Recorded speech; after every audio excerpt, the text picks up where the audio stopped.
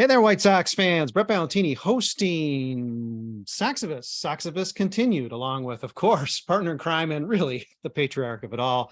It's Father Soxivus, Tommy Barbee. He's been here. He promised he'd be with each one, and he has not missed yet. God bless you, Father. Hey, listen, we're halfway through. We're roughly halfway through. So, it's true. It's not, the bag is getting lighter as we go.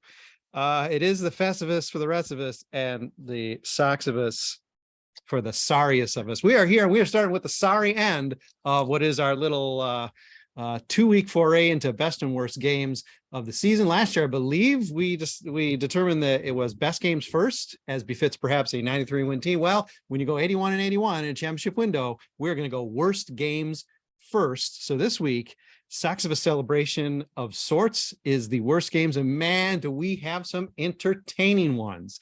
As it is, I guess we will just go through each game for those of us who are joining on this podcast, have them speak on that game, and then we can throw in our thoughts on it. And those who might not be here, we'll still go over those games as well. I want to say we have roughly maybe a dozen written up. I don't know. I'll figure it out as we go through this podcast. Don't know necessarily if it'll be a super extendo one or not, but let's just get it started with Malachi Hayes. White Sox were 6-4. There was still so much hope. They had gotten off to a 6-2 record, and they were the best team in baseball 8 games in, and that turned south really quickly, including your game, sir.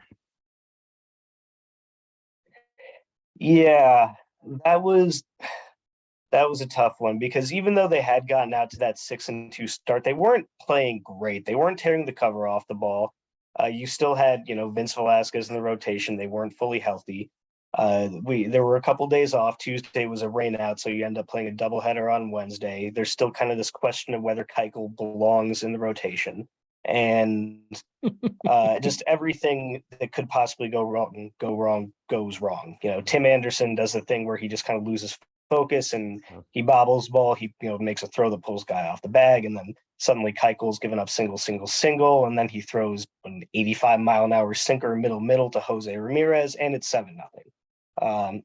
It was an uncomfortable 6-2 that they had gotten out to earlier in the year. They had lost 2 straight to Tampa Bay entering that game against Cleveland, and that was one of the first moments where you really got to see how everything could actually go wrong, because it went wrong pretty badly, and they, got pie in their face early in the season and never wiped it off, and Cleveland left them in the dust. So that's kind of ground zero for the embarrassment that happened against the Guardians this year.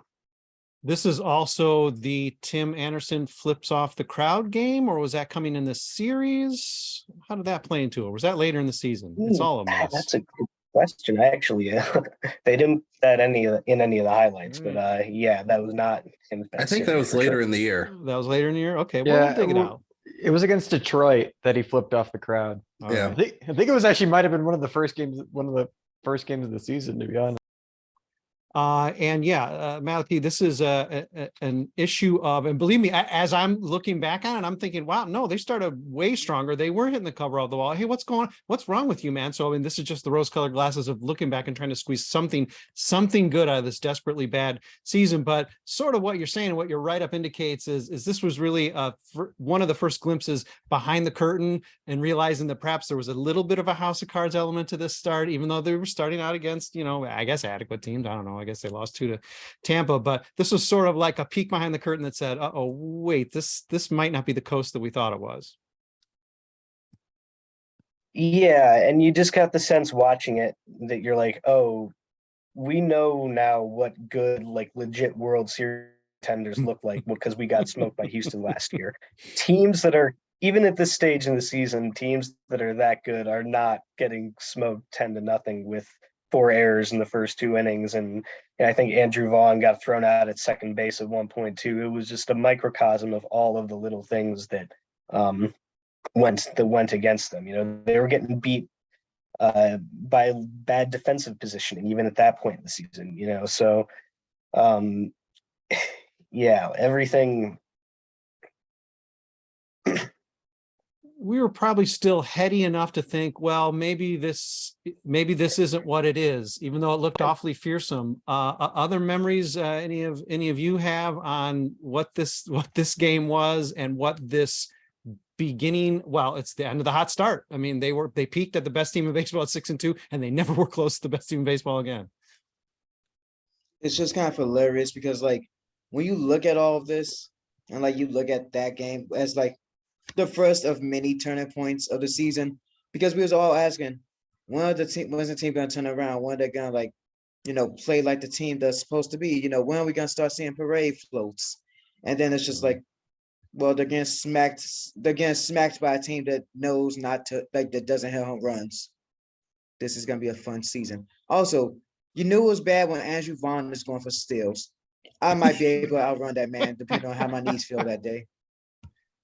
Yeah, and the White Sox didn't have a good month. I mean, they had literally like a good 8-game stretch to start the season. They having a good month, so They had like 10 days.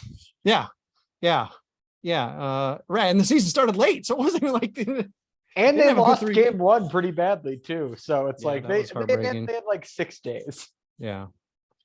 Other thoughts on Malachi's game? This, again, Keuchel comes up. It's a theme. When you read through this article, and believe me, it's up as always, people. It's published along with this podcast. And when you read through this article, I'm sorry. Sorry for the heartache.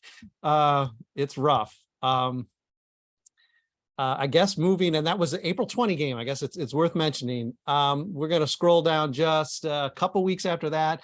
Christina Erdo is not with us for this podcast, but her write-up, as you can read on site, is the Josh Naylor game. So I'm going to just let anybody just throw it out there if you want to encapsulate the panoply of emotions that you went through seeing that was a walk-off grand slam. It was something ugly, walk-off grand slam or whatever. It was a grand slam, right? And I mean, he just flat out owned the team. And I mean, I think as the season went on, that became more and more representative of just how the Guardians approach the White Sox in general. Like, just, we don't care about you. Everyone thinks that you're the best. We know we're better than you, and here's our opportunity to show it. And they just did it time and time again. And that Josh Naylor game, to me, is just kind of cements that whole microcosm. Josh Naylor genuinely scares me. Like, I see that man in the dugout come up to the plate, like, genuinely I fear him. And then he like hits that home run and he's like banging his head on like the coaches and the players. Like, that was the moment that I knew that Cleveland was going to be trouble, but also like now I fear Josh Naylor for the rest of my life. Yeah. It's understandable. I mean, he just joined Jose Ramirez as the White Sox killers, and it's just like 2-on-1 team. That is lovely. It was like 7 RBIs after from the 9th inning onward, and I'm just like, I'm pretty sure I stayed up pretty well. I mean, that was a like 11-12 inning game, and that was just, I was like, Liam Hendricks, what the fuck are you doing? Yeah. And Naylor, unlike Ramirez just kills the White Sox, right? It's like, why do you ever throw a strike to Jose Ramirez? Naylor, I hear what you're saying, Allie, because Naylor's he's got this like extra edge where it's like he's actually sort of scary. You don't know if he's going to go after one of the White Sox players. He's going to let the bat fly out of his hands. He's going to hurt himself in the dugout. I mean, it is just a different kind of scary.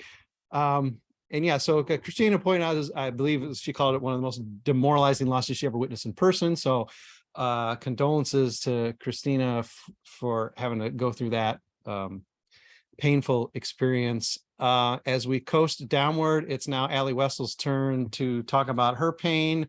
And she, a sneak preview of the good game, she chose a couplet of Dylan Cease game. So because we were talking about the worst, we're probably going to have to now talk about the worst Dylan Cease game of the season. And that's your choice, Allie. Take it away. Yeah, I think this was just a worst experience I had at the game. So not so much like, in the sense of like was demoralizing of the season, but it was the game that Dylan Cease gave up the most earned runs he did all season, and his ERA went from like 3.09 to 4.24 in a singular night.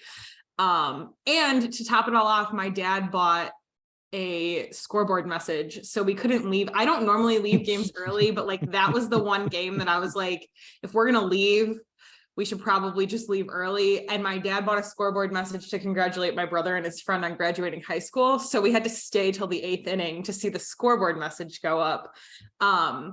But yeah, Dylan gave up 6 runs to New York, like 2 starts before that, and bounced back against Kansas City. And then, you know, Boston was already underperforming pretty early in the season. So I thought like, hey, this should be another like good bounce back start for Dylan. And then he gives up, I think like 2 like back-to-back home runs to start the game or something like that. So yeah, he only went 3 innings, gave up 7 earned runs. And then the bullpen came in and gave up another 9 runs. So 16-3 loss. Yeah, it was not a fun one to sit through, and an oddly cool night for a late May night game. So yeah.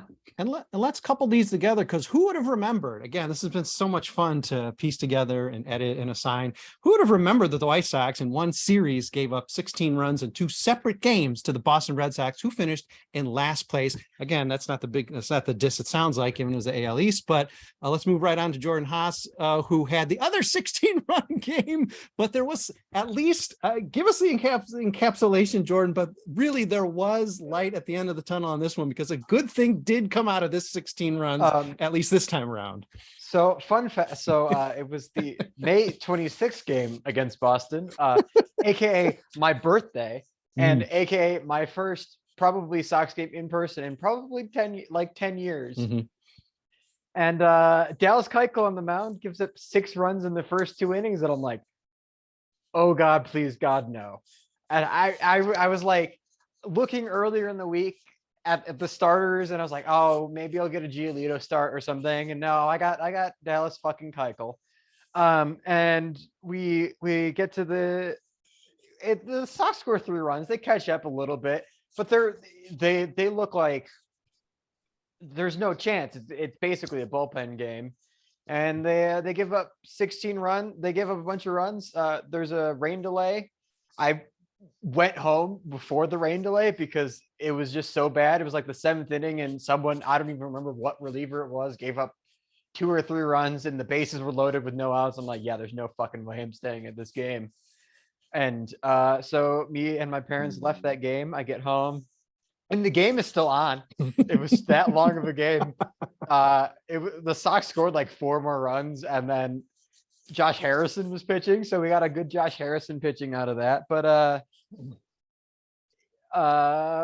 thankfully, Yes. the results of that game, Yes. while being 16-7 and a loss, was the DFA of Dallas Keuchel. So in a way, it's both a good game and a bad game, which ironically probably wasn't the worst thing that happened to me that weekend, because I went to the Sunday game of that weekend with COVID. So not knowing I had COVID. Yeah.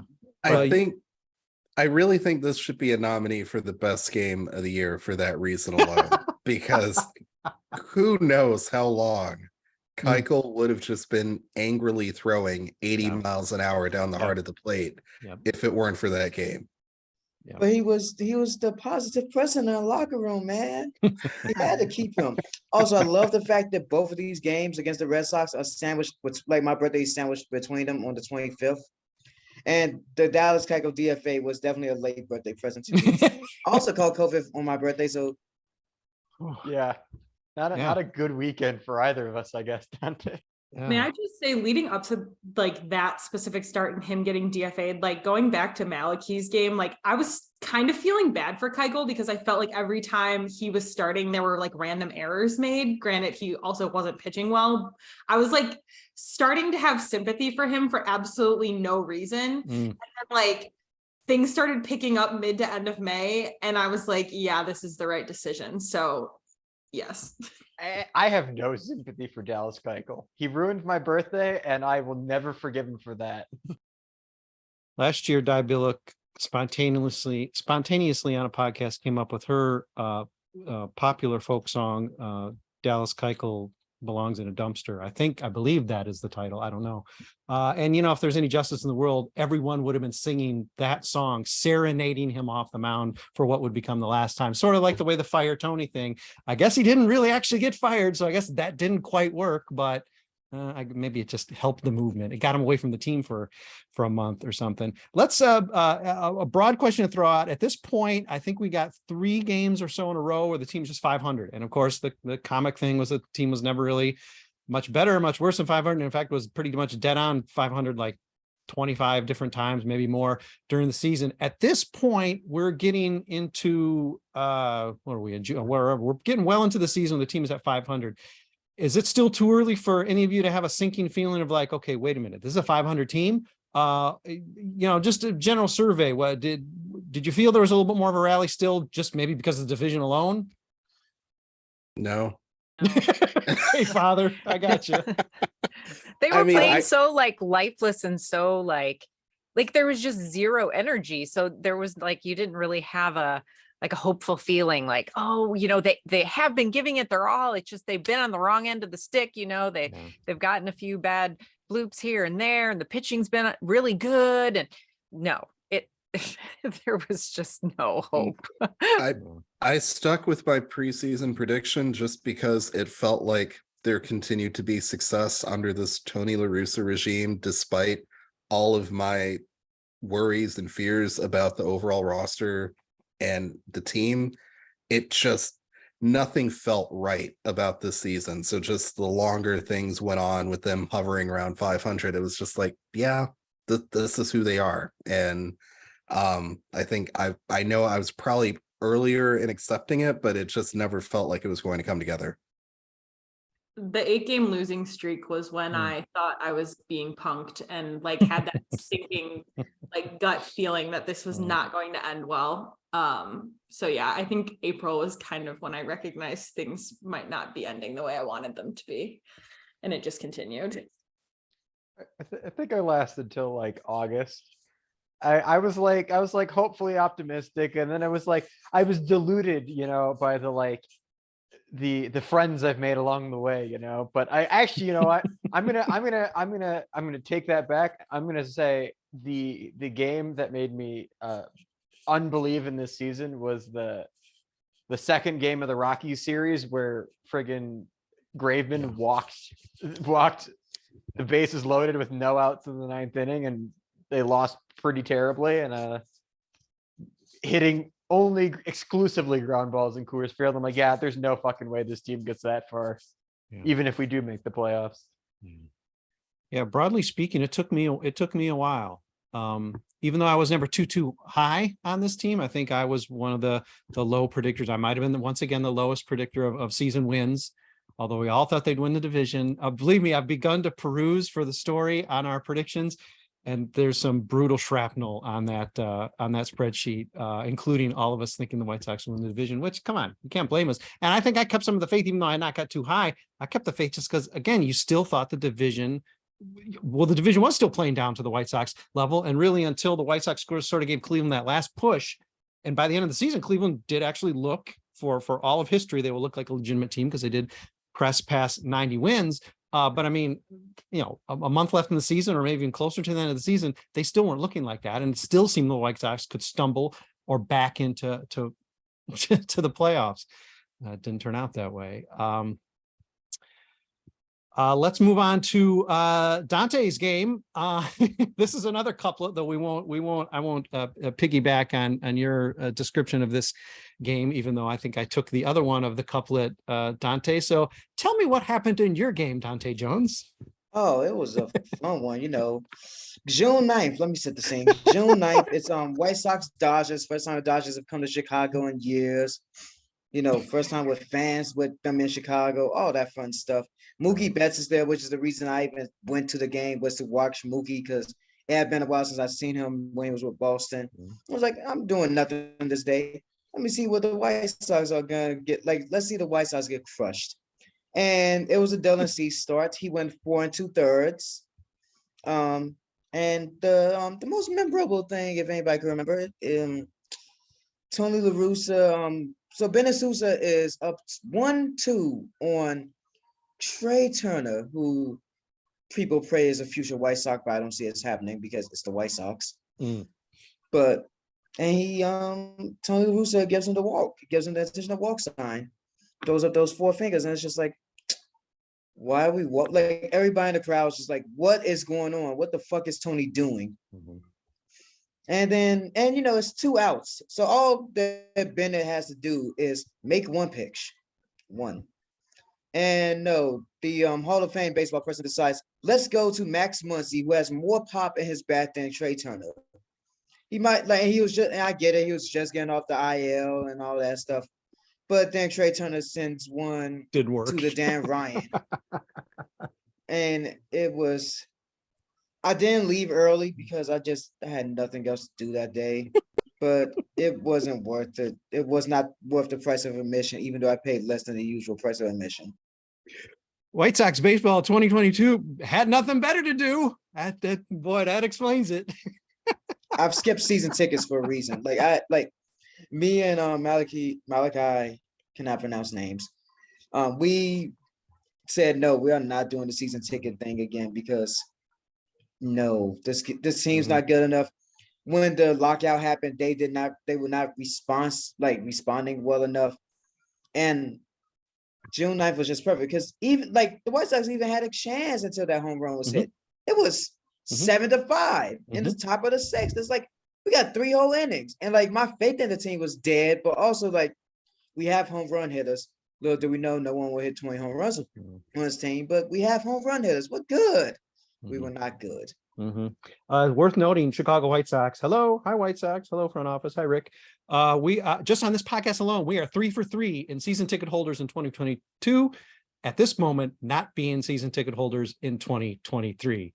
Sorry, guys, that's not a good ratio. They might have to pay me to go to more games than I went to last year. That's a new plan. That's a new plan, not the Ozzy plan. That's a new plan. Pay us to come. You might need to consider it, White Sox. Oh Lord. Hey, another thing that became a thing, and we will get to 1 and 2 intentional walks. I have some thoughts on it as well, and I'll get my chance to speak. But speaking of things that sort of took off and became themes for the season, I believe there were chants made at the ballpark. I don't think it was "Go White Sox" or a clap, clap, clap, clap, clap. Melissa Sage-Bollenbach, can you tell us about your game and the thing that happened at your game? So it was June 11th, just a couple days after Dante's game. We hadn't had enough fun. We needed to have some more fun a couple days later. And it was a Giolito start. And surprisingly, he had done really well in the first 4 innings. He just blanked him. It was like old Gio. And we had put together some singles and doubles and actually scored some runs. And then Jake Berger hit a 2-run home run. And so it was wow, this is kind of the White Sox baseball I expected, right? Good pitching, home runs, putting together some hits. And then it all just completely fell apart, which was 2022 White Sox baseball. It all falls apart. And Giolito gave up 4 runs in the 5th inning. And then it was, I believe, 5-4 at that point.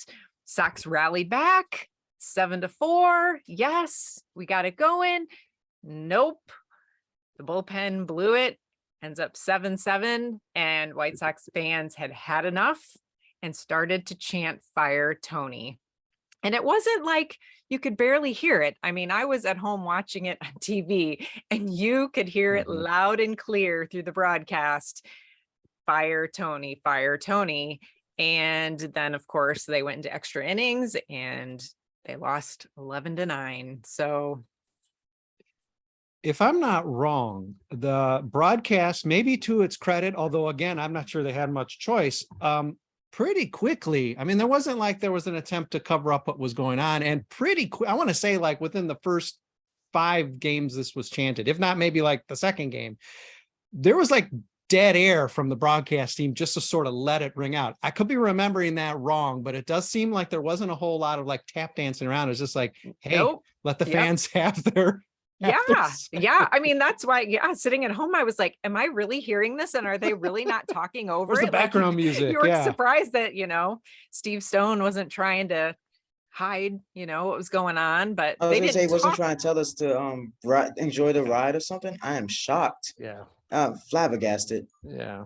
I don't think that there was really a way to cover any of that stuff up. Yeah. I mean, you can't be like, oh, they're saying Boo Earns, it's fine. Like, you know, I mean, it was very obvious. And you know, my favorite thing to share whenever Tony La Russa decided to go to the bullpen is that it felt like a game of Oregon Trail where he was fording the river, and every time whatever reliever he picked, it was the wrong one, and everybody would sink and die. And that's how it felt like every time he was going to the bullpen, with really multiple of these games. Like even close games that the White Sox lost should have been closer if not for just the horrific bullpen management. Tommy, you might not be aware of this. Tony La I know. Russa invented the bullpen. He did. He So- invented the closer. Wow. But What a baseball genius. I think what made it worse though is like when I was writing it up and making sure I had all the details right, is that the national news media like was all on top of it. And so it was everywhere. It was that- everywhere. Yeah. Yeah. That here we are, you know, we're booing and chanting to fire our Hall of Fame baseball person. So another feather in the cap of White Sox. Yeah, I think when we briefly cover Hamster's game, that's something she brought out. We'll come back to that thought, Melissa, as well. I'm trying to think like I'm with Tony. It just doesn't fit when the team's doing poorly, so it just doesn't work. We're almost at All-Star break, and that's I think when we're going to take our commercial break for this podcast, but let's squeeze in Brian O'Neill's game. He is not with us. Of course, his, as you might imagine, if you know Brian well at all yet, took a literary bent for his write-up on the triple play game. Yes, it is the only 8-5 triple play in Major League history, or at least MLB history. The White Sox were the victims of that. I mean, that wasn't super memorable. Another embarrassing thing, I suppose, nationally, because it became a graphic like, hey, you've never seen this before in baseball. But at this point, we're all sort of heading into the All-Star break. We're sort of getting used to being well, we were going into the season, and certainly this season did not help any being the butt of sort of national media jokes. And, you know, La Russa's front and center. This time, maybe it's base coaches you can point some fingers at as well. But just not a good look, having the first 8-5 triple play in MLB history. Yeah, that was definitely a clarifying moment in terms of seeing just how deep the organizational rot was with the coaches, with looking at Joe McEwing and Daryl Boston on that play and saying, why are you on the field if not to specifically prevent that from happening? Like, what are you bringing to the table here? Mm-hmm. And then So that was, like I said, kind of a pretty clarifying moment where it's like, wow, you really need to clean house. You really need to wipe it from the top down if they're gonna get this rot that's, you know, Tony is a symptom, but not the entirety of what's wrong with this organization. Yeah.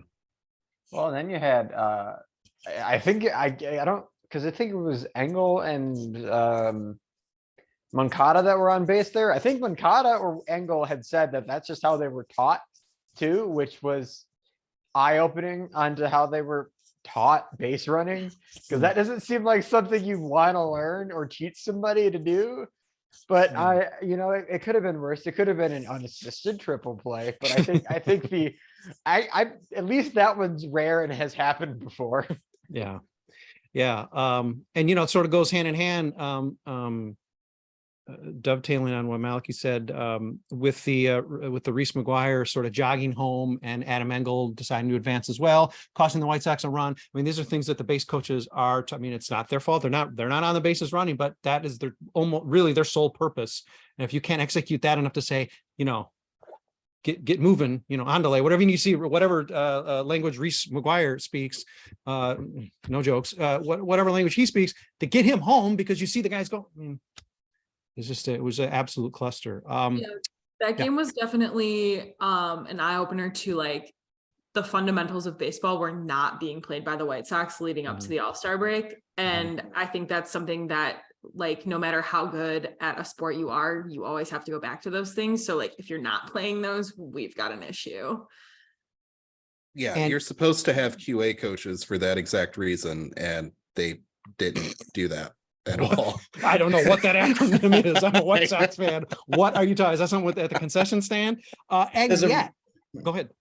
There's a reason why none of them are coming back in 2023. Exactly. Yeah. Like, like I said, Daryl Ballston, Joe McEwing. I was so happy when they hired Pedro, and it was like, yeah, y'all can all leave. Don't let the door hit you with the door split you. Let it hit you. I don't know what you want, like, but please leave. Leave this organization.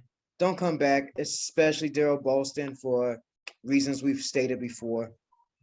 And yet, heading into the All-Star break, the White Sox make the division leading Twins look foolish, look lifeless. There is momentum heading into the All-Star break. This team is ready to make a move. Find out after the break if they made that move. We'll be talking about several more low lights of the season. So out of that, will we find a division championship? Oh gosh, you know the ending. I can't really build up any suspense. But anyhow, it'd be nice if you stuck around. Please wait a minute and we'll be back in, well, we're going to talk about more games leading off with Father Soxivus himself. Spoiler alert, Brett. Some of us haven't watched the end of the season. All right. For those of you, pause your podcast, finish your binge, and then come back to the second half of this podcast. Very good warning. Thank you, Jordan. You may have to bail out of this now. I'm gonna say this instead. Do not binge it. Instead, purge it. Do anything else with your life. Watch something else. Watch something else. Watch season 8 of Game of Thrones. You will not be You will be happier watching season 8 of Game of Thrones. You'll be than less watching- disappointed somehow. Yeah, it's like them watching this train wreck that we call the 2022 Chicago White Sox. Sloppiest yet most appropriate seg into our break ever. We'll be back. I don't know. Some of you may not be back because you don't know how this ends. If you do know how it ends, we promise to make it entertaining. Hey, White Sox fans. Okay, those of you now, again, seriously, if you don't know how this ride ended, you're just going to need to pause this. I don't ever want to promote pausing these delightful podcasts, but just listen to as far as you got. If you still got to listen to that final episode, well then, okay, listen to the podcast up to that final episode. We'll trust you. Thought for a second that Jordan indeed would not hop on because she did not realize how the ride ended, but apparently she did. So she's back with us as well. We are intact, full crew to take on the second half of the season. It's podcast 129. You'll hear from me and some others who I haven't heard from yet, talking about our worst games of the season. Boy, there were a lot. Geez, 81 losses, and even some of the wins, as you'll find out, weren't real great either. We are going to lead off into the second half. We last left you at the cliffhanger point where the Twins seemed to have no energy. They seemed to be ready to be overtaken in the second half of the season. And again, spoiler alert, they were overtaken in the second half of the season, just not by the White Sox. So anyhow, let's see how this plays out. Father Soxivus, please take it away. Tell us about your worst game of 2022. So the game I picked, it wasn't necessarily the worst game, although it was a terrible game. They lost 8-0 to the Texas Rangers.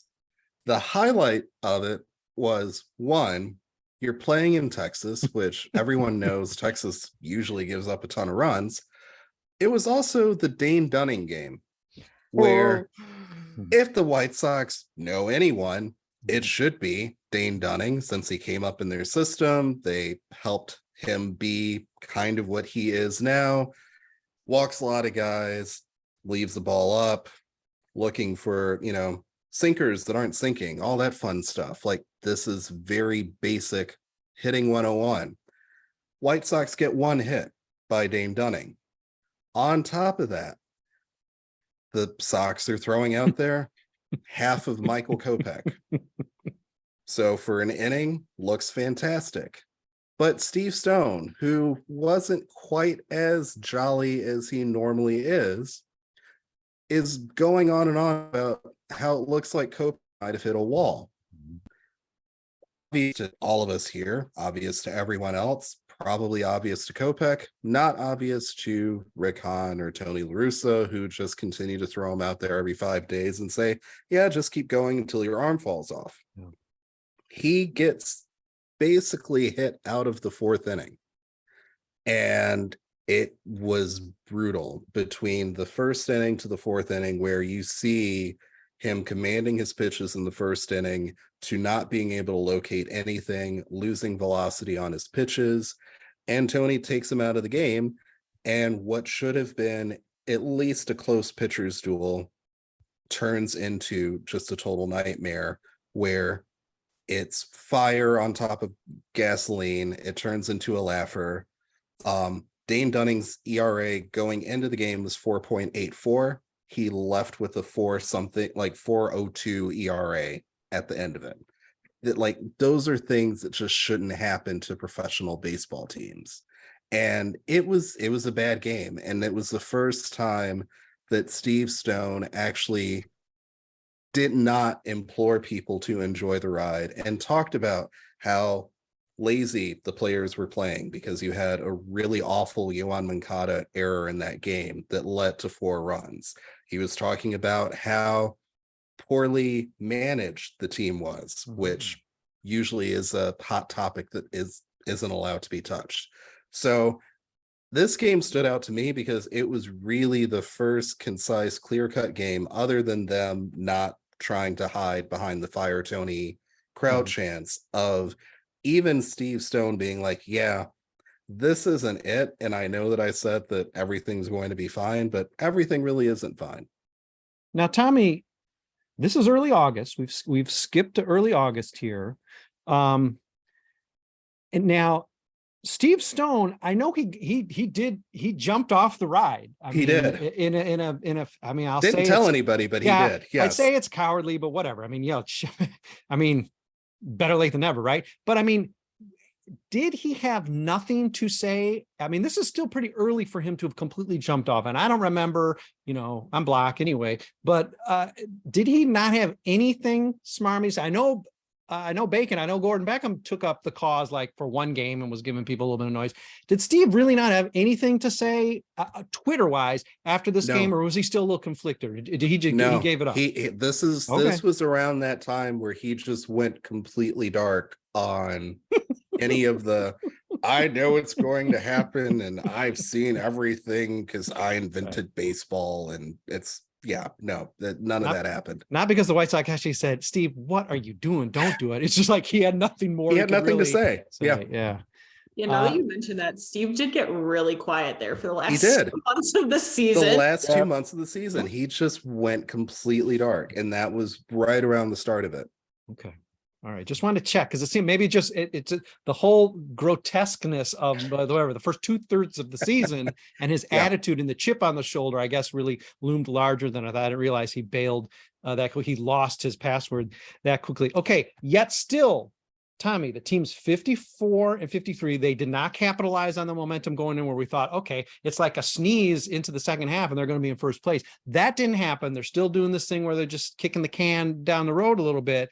But again, just you or anybody else here, is there still any good vibe that the rest of this division can continue to fall down to the White Sox and just let the White Sox back in? I know we'd already at that point started robustly making fun of the empty room, Fresh Prince empty room, but I mean, the division wasn't clinched yet. There was still opportunity. What was the mindset about 100 games in, with the team just still sort of lingering? Well, I felt the front office had given up because they did nothing at the deadline. So it was like, well, they saw the writing on the wall, like, well, this is what we got and we're going to run it. So it was like, well, I guess this is what it is going to be. And so, I think it was drained of any hope moving forward after that.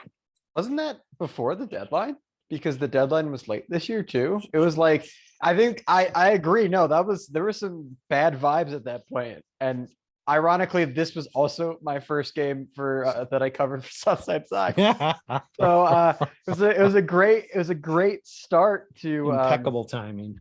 Impeccable timing. I started at the absolute worst time of the season. Well, not the worst time. There were worse times. I could have started in September, and that would have been terrible. But some people don't know how it ends. Don't tell me that, Jordan. Great. Ruined it. The vibes were off, and I picked up my vibes a little bit. I'm like, oh, I'm going to be covering the team now, and then I was like, Oh God, what did I get myself did I into? We've all had that experience, Jordan. Don't you worry. Yeah, but Yeah. game one. Yeah, game one's, that's a brick wall, right? Yeah, you hit the accelerator right into the brick wall. Not good. Let's move on to the hamster game. It's a week or so afterward. It's an actual win. And go figure, there are worse games this season that are actually wins. And here's the reason why it dovetails a little bit based on her write-up. It dovetails a little bit on what Melissa had brought out. And that is the propensity for the White Sox to be a national laughing stock. In this case, in this game, a 4-2 win over Houston, I believe part of a sweep. White Sox are after this game 1656. Again, we're just poised for them to make that run to get like 10 games over 500 to win the division. And of course it didn't happen, but this is a game, of course, where Eloy Jimenez hits a double to tie the game against the Astros late, and someone in the stands behind the plate has to yell into the dugout to Tony La Russa to pinch run Adam Engel for Eloy at second base. And very clearly, there's no confusion here. Very clearly, Tony was not planning on doing that. Heard the calls very late in the next at bat, very late, calls timeout to get Engel in the game.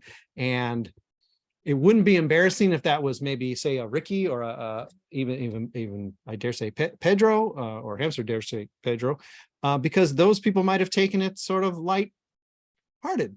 Who knows? They might have said like, hey, given a point or a smile or whatever. But with Tony being the Hall of Fame baseball person he is, he wasn't going to be like, wow, thanks for that assist. There's going to be no joking there. He's in the Hall of Fame. You kiss the ring and don't question him. So I'm sure in his mind, as he settles down and looks at his scrapbook, that ugly, ugly scrapbook on fire of 2022, he's saying to himself, yep, I knew it all along. I was planning it all along. But thoughts without Hamster here, thoughts on that game, because again, it was just another, fire Tony, the banner, just a number of different things, the 1-2 intentional walks, just another thing that was embarrassing. Even in a win, you sort of can't escape the winsability factor of the Chicago White Sox in 2022. Was Tony sleeping? Because like it looked like he wasn't sleeping at the moment, He wasn't. but he had to be asleep or something. Maybe he was a few drinks in, or some before. But it's not just him. They have coaches. Yeah.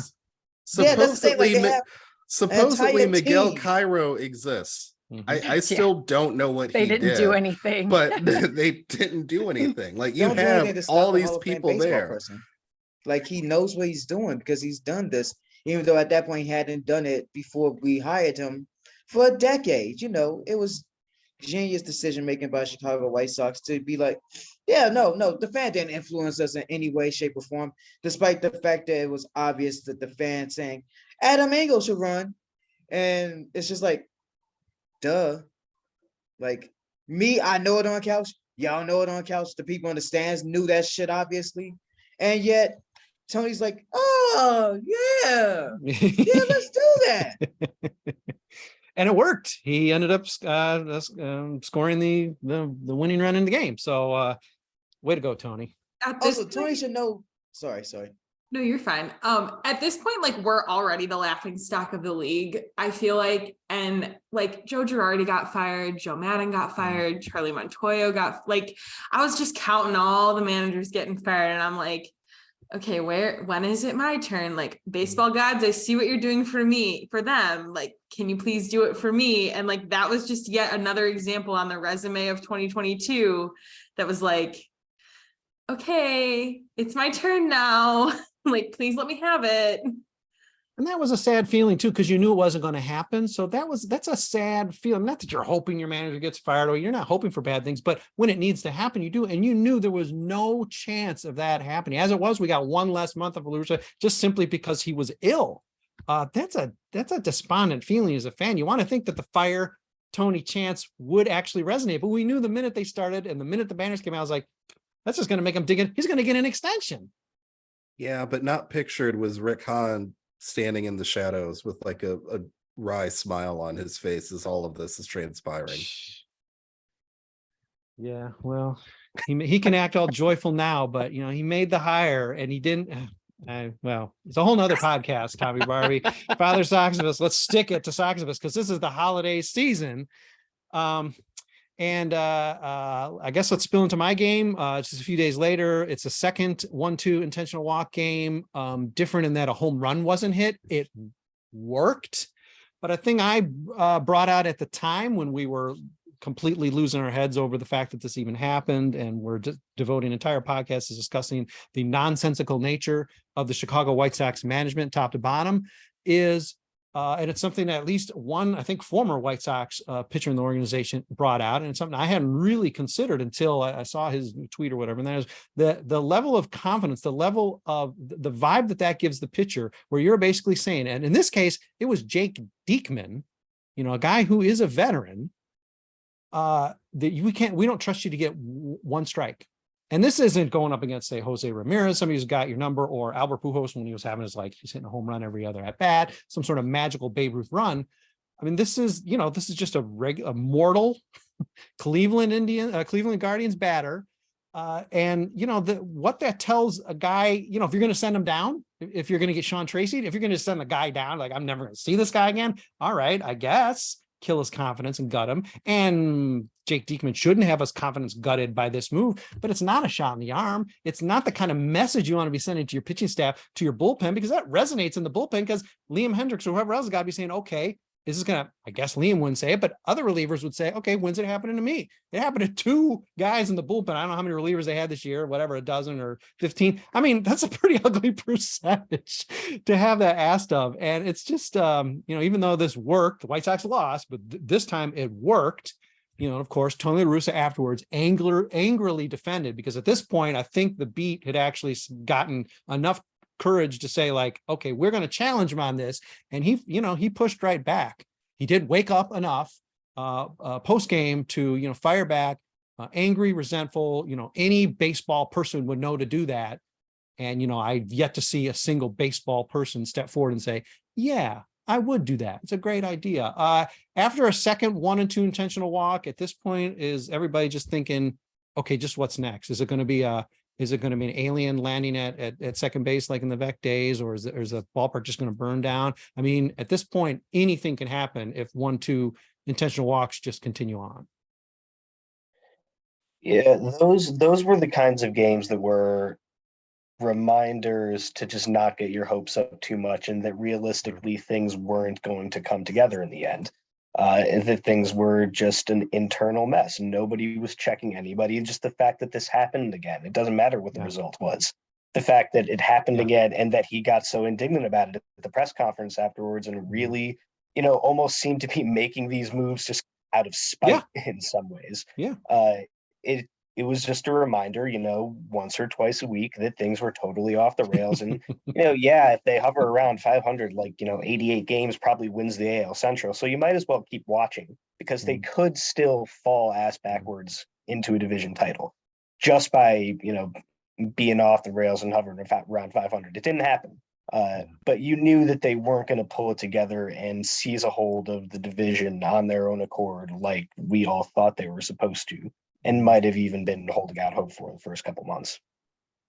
Yeah, I really got the impression between this and some of the other things that he would do just throughout his tenure with the White Sox again, he was more interested in being right than doing the right thing. Like, I mean, it wasn't necessarily out of spite, but it was just like him in his mind being like, I'm going to prove all of these people wrong and show everyone that I know what I'm doing, and this is what I'm going to do. And just assuming that that's going to work, because maybe for him in his mind it has, but it never was based on any sound reasoning or any real logic. And that's why whenever, it was usually James Fagan that would get into arguments with him, but whenever he was questioned about it, he would immediately dig his heels in and be like, no, you don't understand what you're talking about, because you're not at my level. And this is what normal baseball people do, even though everyone knows that that's not true at all. Also, in retrospect, he departed the team for health complications 11 days after this. So I also wonder if he's and I'm not like trying to make excuses for him because he was nutty all season, but like he really got indignant about some of these decisions he was making. And I feel like if he wasn't 100% there, he's just trying to like stick around and like prove himself in a way that was just creating even more like terrible choices for himself. Like Absolutely. Yeah. for the team. So I think in retrospect too, like I also wonder like how much was his health playing into the decision making that was happening as a manager, and then also his coaches questioning him. And it sounds like it was really just Tony La Russa's way or the highway. And if he's getting more defensive, then, you know, no one's even trying to approach him about why he's making certain decisions at this point. I'd Yeah, say the for thing is, like, at this point, I would have just told him to take the highway himself. But like, as I wrote in my write up on Tony La Russa when we was giving out grades earlier last month, I want to say, because it's a lot of grades to give out. Find them on Southside Sox. Anyway, I was saying Tony always feels more has reached the point of feeling more scapegoat than like he was obviously a problem, but he was also a scapegoat. And like we all saw how, like we said earlier, we all saw Rick Hahn just smiling his ass off, being like, "Yeah, I'm untouchable." When he was able to introduce Pedro, which is what, his fourth manager in his tenure as the GM of the team, or fifth manager, I don't know which. Point is, like, there's a deeper, darker issue with this team, and his names are Rick, Kenny, and Jerry. And it's like, Tony does stupid shit all the time. It's what a lot of these managers do. I mean, hell, Dusty Baker just won his first World Series because he's made some horrible decisions in the past between like batting orders and bullpen stuff. But like, at least Dusty's willing to give things a chance. That's why I wanted him to become the manager of the White Sox, you know, before the Houston thing happened and the Houston had to give everyone up. Yeah, you don't want to feel like your manager is trolling your team. You don't think he's working against your team. And to what Tommy said, where, you know, it's more important for him to be right. It's more important to be somehow vindicated. I mean, and to Allie's point, that I think the only thing that caught in my throat, hearing that he was dealing with the issues he was the furor created by the nodding off. I mean, not that it at the time was inappropriate, but certainly going back, you think, okay, that's something that very clearly would seemingly be him. I'm guessing he just wasn't staying up playing video games till 4 a.m. I'm guessing he really was struggling with actually getting blood through his system, which would make plenty of sense. In terms of like drilling down into actual decision making, that might be a bigger stretch, but yeah, it certainly could be a factor given that, you know, right around the corner, he's about to leave the team. And I suppose on that note, let's move to surprisingly absent from this podcast, Super Joseph Reeses. He chose a game against Baltimore. White Sox still over 500. And they could have been even more over 500 if Adam Engel, defensive specialist, had not ventured into foul territory and had a ball go pop out of his glove, which did not lose the game, but did lead to a rally by Baltimore and an extra inning win. And at this point, the White Sox are still in it, but I'm going to guess really at this point, with about a month plus to go, there is that sinking feeling that's starting to get further and further down in the bottom of all our stomachs, saying, you know, the White Sox are going to find a way, instead of to do this, to even back into this, you start to get the feeling that the White Sox are going to continue to find a way to not do this and not even really maybe make it close. As much as we were looking hard at the schedule, like, okay, if this and this and this happens, man, it's going to be a great final weekend.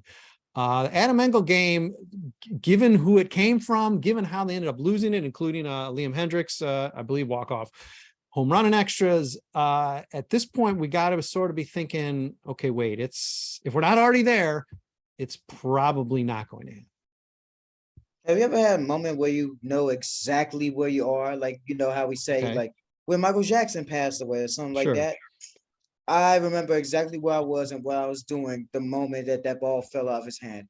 And the moment it fell out of his hand, I was at work with one of my coworkers. I work on the North Side, one of the few fellow White Sox fans that works with me. Good guy. And we watch almost every game whenever we're closing together. We just watch it on the computer. And that pops out, and I just say to him, yeah, Steve, we're not winning this game. It's over. They're about to hit a home run. And don't call me Nostradamus because I don't know much else besides that. But they did hit a home run to tie the game and take us to extras where we lost it. Yeah. I want to know why Liam, this was another game where I'm like, why is Liam Hendricks pitching in the situation that he is pitching in? Like in a tied game, Liam Hendricks went into so many tied games this season. It blew my mind. Like he's he's there to pitch 1-run, 2-run saves, and like utilizing him in situations where he's not supposed to be. Just again, Tony's decision making. This is another instance where I think he got dinged for it early on, and it became a thing for him where it's like, this is our high leverage reliever. I will determine what that means, but I will just throw him out here in all these situations where it doesn't make sense. And I think it just became, it was an ongoing pattern, like you said. But Tony invented the closer. So if you're He going to invent did. the closer, utilize the closer in the role in which you got them for. And Weren't they winning when he came into that game? Like they were winning by a run. And Yeah, then they was anime- winning. It was they they were were winning. winning 2-0 actually. Yeah, And then that- the home run was a game tying home run, and they lose in extras because extra man on base. Yeah, I turned that off after Engel dropped that ball because I was like, there's no way Liam recovers from this because Yeah, because he's- Liam doesn't know what a clean inning is if it was Mm. looking him in the fucking face. So I'm just Yeah. like, oh yeah, this is done. Because Liam just gives up, like he gives up hits and gives up runs. He walks people. Like Liam at his best is one of the best, if not the best closer in baseball. Not named Emmanuel Clase probably. Liam at his worst is just painful to watch. He's like, it's like kind of like watching, say, Blake Snell, where like the nibbling, but then not getting the nibbles where they need to get them at in the strike zone.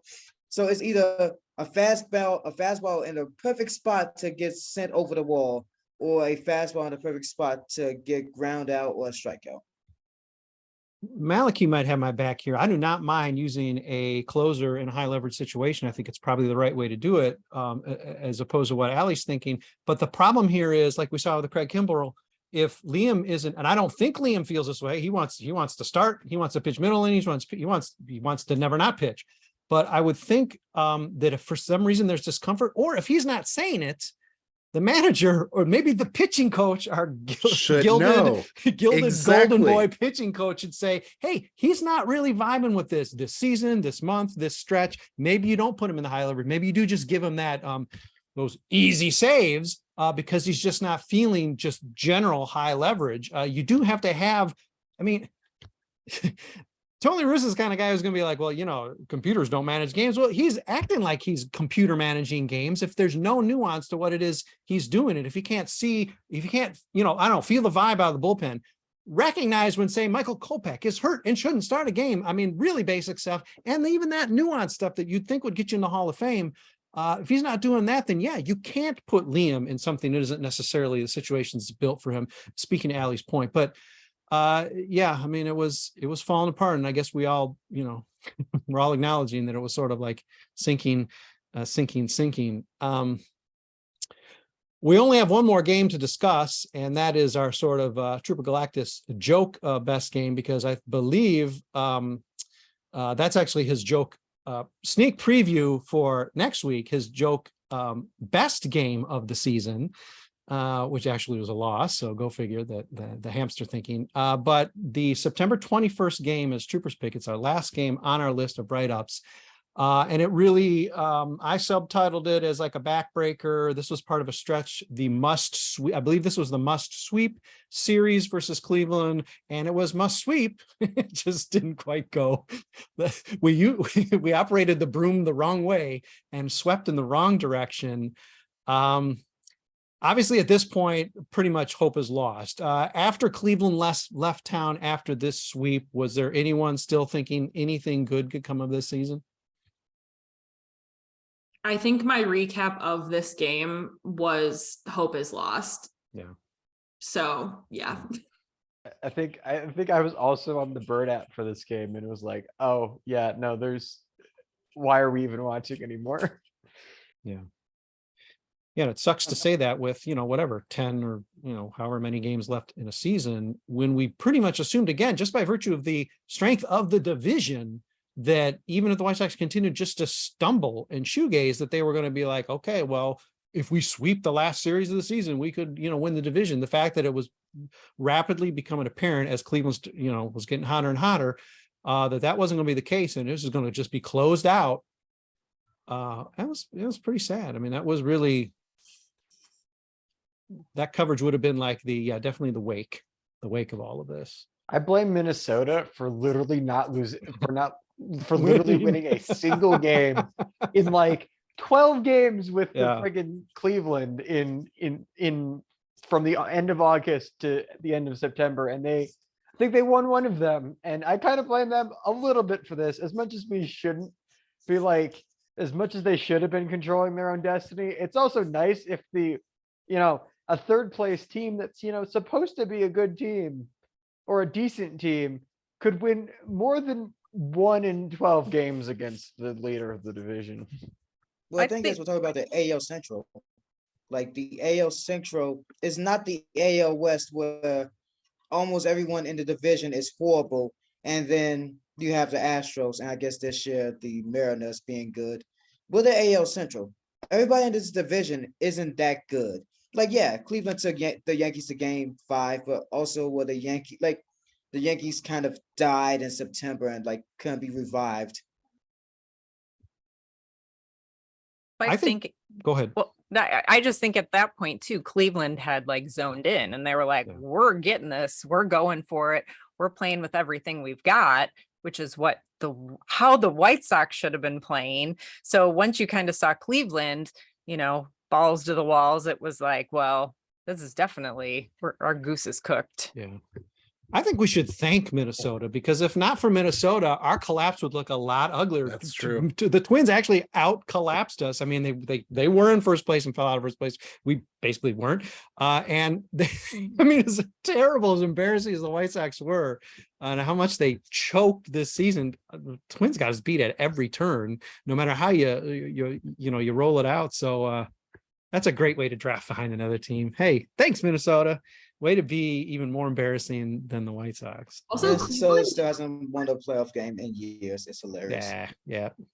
Cleveland, like going into their series against Minnesota, had lost like 12 of 13 or something like that. So like Cleveland kind of gave us an opportunity to get our way back into the race. And then both teams arguably heated up a lot, because Cleveland won 7 of 8 at Minnesota in Cleveland, but like the White Sox also, I think, won all of those series that they played. But it was like at that point, Cleveland got so hot that the White Sox would have had to sweep. Yeah. So I think just teams got pretty, like one team got warm and Cleveland just got hot. Yeah, take a 4 out of 5. A series of 4 out of 5 is just that's not going to give a shot in the arm, no matter how well the White Sox are playing. And then, of course, ultimately, if you falter in the face of the mighty Cleveland Guardians, when I think about Cleveland and their like angst toward the White Sox, how they're even like taunting them during their celebration, they should be celebrating, but they're taunting the White Sox. It seemed a little weird to me, but then I realized there's so many intense games based on reading this article. So many intense games with Cleveland this year, all of them working pretty much against the White Sox. I guess I could see why they might just want to rub our faces in a little bit. Oh goodness, look at this. We're looking up at Cleveland. That is never a good place to be. And look at this for the next, at least season. Sorry, Pedro. If not, the rest of the decade, we're looking up at Cleveland. It's the 90s all over again. Yeah, no shit. All in the matter of just one season. Oh, God help us. Well, you know what? As despondent, I'm sorry if you listened all the way and you shouldn't have. Hey, listen, we warned you. You got to stop before the final chapter and then finish your binge when you've actually finished the regular season viewing. But if you have the same amount of courage, I promise it will be a slightly more rewarding, if not winsome and somewhat bittersweet, podcast a week from today, when we will be recounting believe it or not, there were 81 wins as well as 81 losses. So among those 81 wins are going to be some of the best games of the season. This crew, very likely intact, if not maybe joining up with a couple other friends from Southside Sox, will be recounting those games. They'll pick their favorites and we will talk about them in another week. But for now, of course, cap tip to Father Soxivus himself, looking very festive, by the way, extremely appropriate, apropos where for this podcast, thank you, Father Soxivus, Tommy Barbee, leading us off, Melissa Sage-Bollenbach, Dante Jones, Allie Wesel, Malachi Hayes, Jordan Haas, and several other writers who were not able to show up on this podcast. Maybe they will join us in a week when we're talking about the best games. Maybe they're just front runners. They just want to talk about good stuff. Everything's so depressing. The world is so challenging right now. Let's just talk about good games and wins. And yet we'll probably talk about a couple losses as well. You'll find out in a week. If you've watched the whole season, don't listen to the full podcast if you haven't. If you don't know how it ends, save the surprise for yourself. Believe me, it's a surprise and it will give you a stomach ache. I'm Brett Ballantini hosting these things along with Tommy Barbee. Hey, it's Soxivus. The celebration continues and continues on into November. Tune in a week. We'll talk about best games. Thanks for being with us, everybody.